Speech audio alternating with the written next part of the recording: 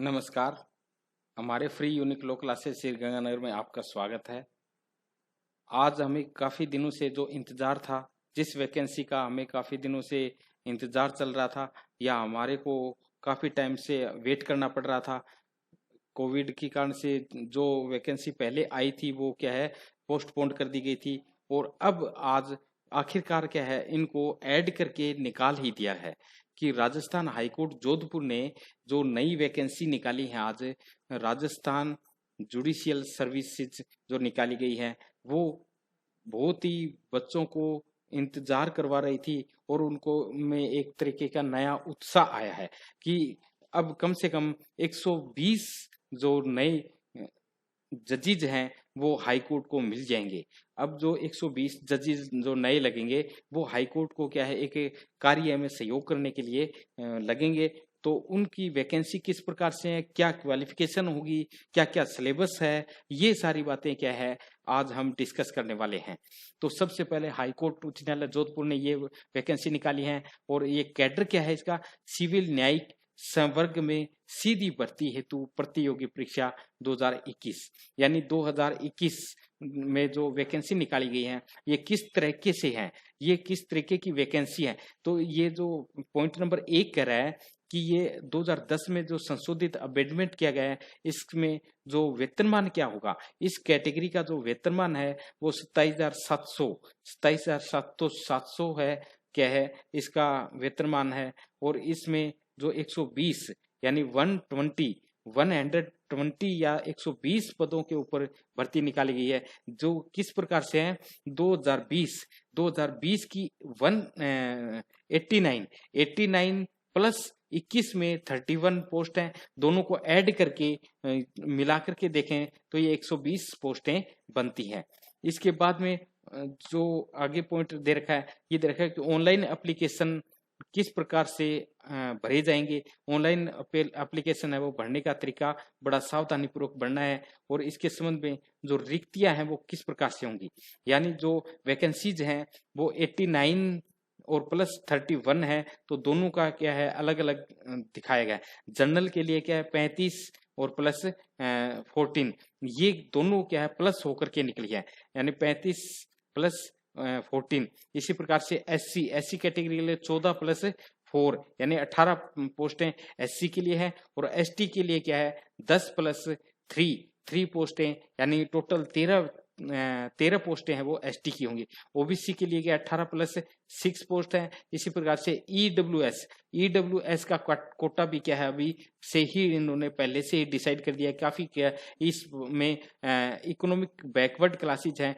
उनके लिए भी अलग से ही कोटा डिसाइड कर दिया कि कई बार क्या ये न्यायालय में मामला चला गया है कई वैकेंसियों को लेकर के, तो इन्होंने अलग से ही इसको प्रेस्क्राइब्ड करके दिखाया गया है। एमबीसी के भी पोस्टें अलग से की गई हैं। तो इस प्रकार से क्या है पोस्टों का क्लासिफिकेशन किया गया है। इसमें क्या है विभिन्न वेरियस कैटेगरीज के आरक्षण के संदर्भ में भी बता दिया गया कि किस का क्या है कैटेगराइज रहेगा।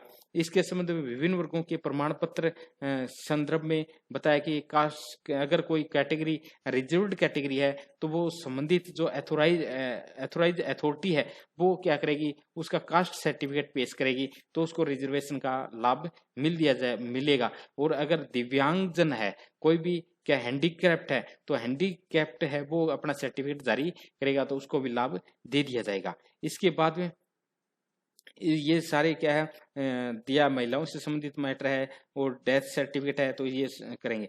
फिर क्वालिफिकेशन क्या है यानी जो आरजीएस या जुडिशियल सर्विस की जो वैकेंसी आई है उसकी क्वालिफिकेशन क्या है तो इसने क्लियर लिख दिया है।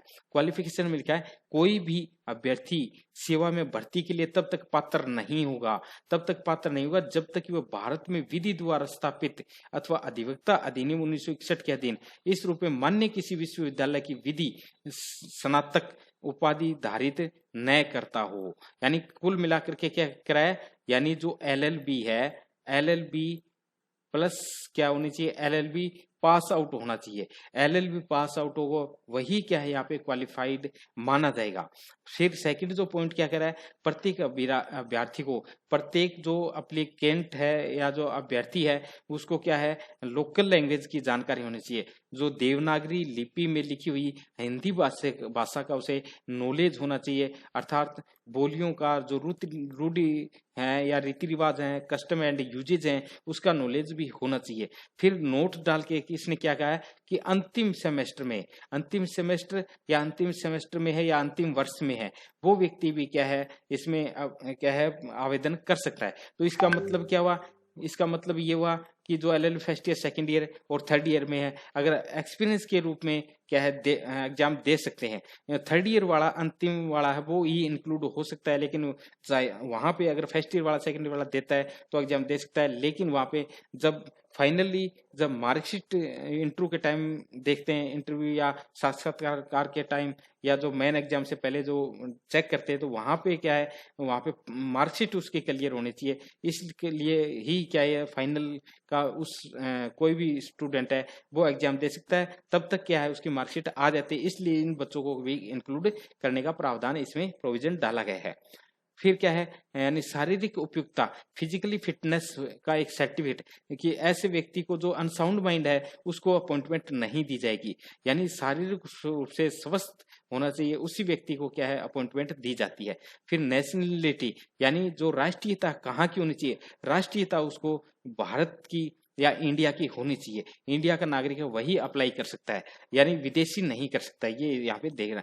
फिर एज क्या होगी, एज के संबंध में इसमें ध्यान रखना है कि 1 जनवरी 2022 से 1 जनवरी 2022 से को 21 वर्ष पूर्ण कर लेनी चाहिए, और जो कि 40 वर्ष से अधिक नहीं होना चाहिए।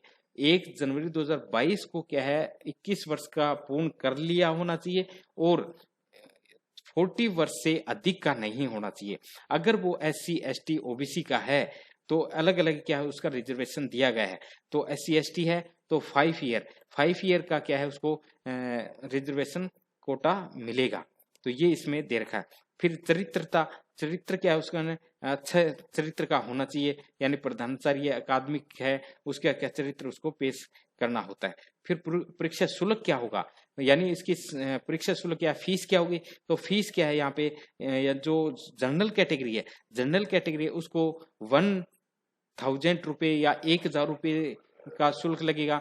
जो OBC वगैरह है उनको क्या है 750, यानी 750 क्या है उसके फीस लगेगी। और जो SC ST है उसको 500 या 500 रुपये ही फीस लगेगी।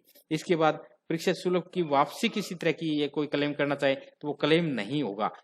फिर इसमें डिस्क्वालिफिकेशन क्या क्या होगी, डिस्क्वालिफिकेशन भी क्या है बताई गई है, यानी यदि उसके एक से अधिक जीवित पति या पत्नी है वो क्या है डिस्क्वालिफाइड माना जाएगा। और जहां पे अगर उच्च न्यायालय द्वारा या किसी स्टैट्यूटरी बॉडी के द्वारा या लोकल अथॉरिटी के द्वारा डिसमिस किया गया है या रिमूवेबल किया गया है, रिमूव्ड किया गया है, या ऐसा व्यक्ति जो 1961 एक्ट के तहत प्रोफेशनल मिसकंडक्ट कर चुका है, या 2010 की प्रारंभ की तारीख के पश्चात 2 से अधिक संतानें हैं, यानी इस 2010 के प्रारंभ की तारीख को या उसके पश्चात 2 से अधिक संतानें हैं तो वो भी डिस्क्वालिफाइड माना जाएगा। तो ये डिस्क्वालिफाइड की क्या है कैटेगरीज बताई गई हैं कि वो व्यक्ति इस पोस्ट के लिए क्वालिफाइड नहीं होगा। लेकिन ये कहता है कौन सा 2 संतान का काउंटिंग कैसे की जाएगी, ये भी बहुत अच्छी इसने प्रोवाइडेड डाल करके ये बता दिया है। किसी आवेदक को जिसके 2 से अधिक संतान है, नियुक्ति के लिए तब तक डिस्क्वालिफाइड नहीं समझा जाएगा या उसको अयोग्य नहीं माना जाएगा जब तक संतानों की संख्या में इन नियमों के प्रारंभ की तारीख को कोई बढ़ोतरी नहीं होती है, प्रारंभ की तारीख को इंक्रीजिंग या बढ़ोतरी नहीं होती है। या फिर सेकंड प्रोवाइडेड क्या होता है, ये कहता है कि पूर्ववर्ती प्रसव से केवल एक ही संतान है, यानी जब पूर्ववर्ती प्रसव यानी एक बार प्रसव हुआ है तो एक संतान पैदा हुई थी, और उसके पश्चात दूसरा जो एकल प्रसव होता है, यानी प्रसव एक बार होता है लेकिन वहां पे 2 बच्चे पैदा हो जाते हैं, तो उनकी काउंटिंग कैसे की जाएगी? तो उनकी काउंटिंग है वो एक ही की जाएगी, एक से अधिक संतान पैदा हो जाते हैं। ये बात यहाँ पे देखो बिल्कुल क्लियर लिख दी है कि सिंगल सब्सिक्वेंट डिलीवरी हो रही है और 2 बच्चे पैदा जुड़वा हो जाते हैं, तो वहां पे एक ही बच्चा माना जाएगा। ये बहुत अच्छी बात करे।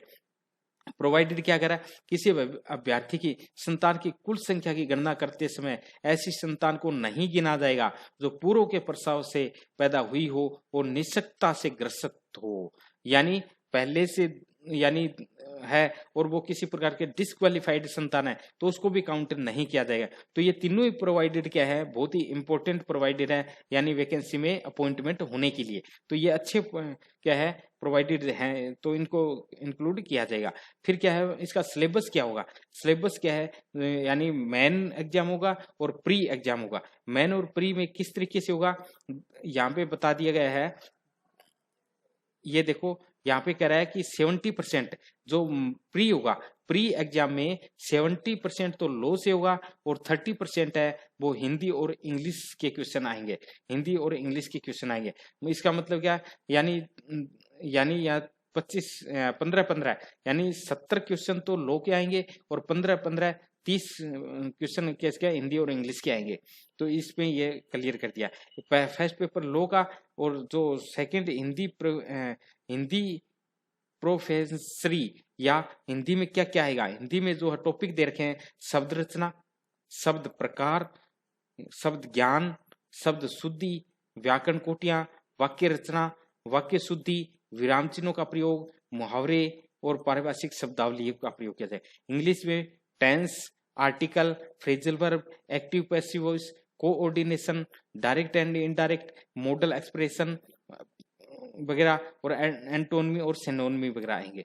फिर इसमें क्या है, जो मेन का एग्जाम होगा, प्री में तो इस तरीके से आएगा, मेन का जो एग्जाम होगा, मेन में क्या है, लॉ का जो सब्जेक्ट है, लॉ में 2 पेपर होंगे, फर्स्ट और सेकंड पेपर। फर्स्ट 100 नंबर के, 100 का तो फर्स्ट पेपर होगा और 100 का ही सेकंड पेपर। ये ड्यूरेशन क्या होगा, 3-3 घंटे के होंगे, यानी 100 नंबर के होंगे और 3-3 घंटे का होगा।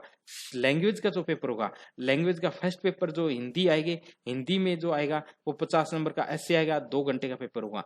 जबकि सेकंड पेपर इंग्लिश ऐसे आएगा, उसमें 50 नंबर के पेपर आएगा और 2 घंटे का होगा। तो इस प्रकार से टोटल जो ये है, ये इंटरव्यू है वो 35 नंबर का इंटरव्यू होगा। तो ये टोटल क्या है, कैटेगराइज की गई है। तो पहले लॉ का पेपर होगा, 2 पेपर होंगे 100 नंबर के, 3-3 घंटे के, और सेकंड लैंग्वेज से संबंधित आएगा, वो हिंदी और इंग्लिश है 50-50 नंबर 2-2 घंटे के, और इंटरव्यू है वो 35 नंबर का होगा। इसमें सिलेबस में क्या क्या आएगा, सिलेबस में सब्जेक्ट क्या क्या होंगे, तो फर्स्ट पेपर में क्या है, ये अलग अलग दे रखे हैं कि सीपीसी, कॉन्स्टिट्यूशन, कॉन्ट्रैक्ट और एविडेंस, लिमिटेशन, एसआरए के बाद में टीपी और इंटरप्रिटेशन और रेंट कंट्रोल एक्ट और जजमेंट वगैरह आएंगे। फिर सेकंड जो पेपर है, सेकंड पेपर में ये दे रखे हैं कि CrPC, evidence, IPC, JJ act और एनआई एक्ट के बाद में प्रोवेशन ऑफेंडर एक्ट और फिर डोमेस्टिक वायलेंस एक्ट, ये सारे क्या है एक्ट दे रखे हैं। सेक्सुअल हैरेसमेंट वर्क, यानी क्रिमिनल में ये जोड़ दिए हैं कि नया एक्ट जोड़ा गया है, children act, sexual POCSO act, ये एक्ट क्या है अब सिलेबस में नए जोड़े गए हैं। ये थोड़ा सा अपने को क्या है अलग से देखने पड़ेंगे, यानी इंसिडेंट रिप्रेजेंटेशन इन वोमेन और protection of children, sexual offence, और इसके बाद harassment women of work place और चार्ज फ्रेमिंग वगैरह, ये क्या सिलेबस में कुछ नया जोड़ा गया है, ये थोड़ा सा अपने को एक्स्ट्रा पढ़ना पड़ेगा।